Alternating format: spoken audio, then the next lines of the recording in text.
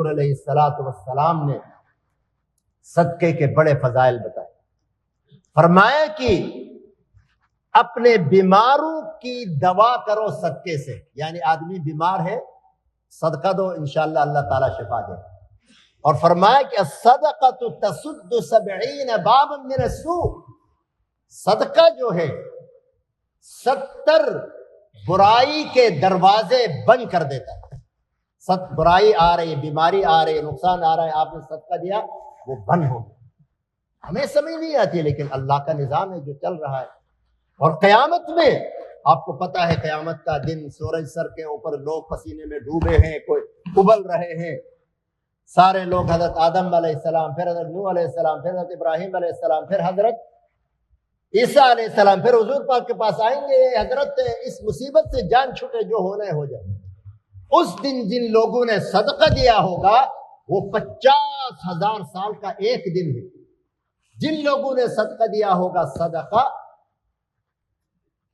ان کے لیے سایہ بان ہوگا، سایہ کر رہا ہوگا صدقہ.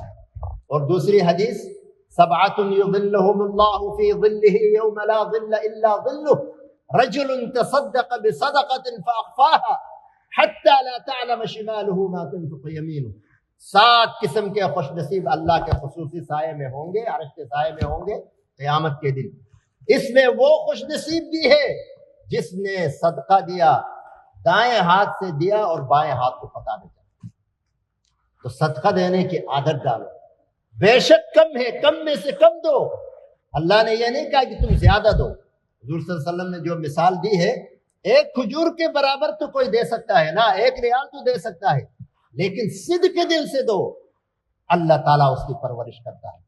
جس کی حیثیت زیادہ کی ہے وہ زیادہ دے، جس کی حیثیت کم ہے وہ کم دے، لیکن دینا چاہیے، عادت بنانا چاہیے.